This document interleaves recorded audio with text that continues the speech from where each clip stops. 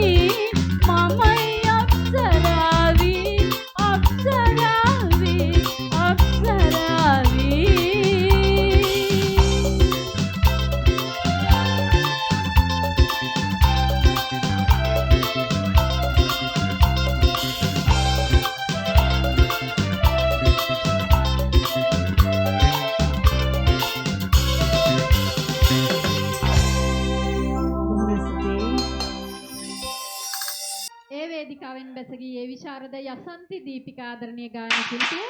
ඇයට අපි බොහොම ස්තුතිවන්ත වෙනවා.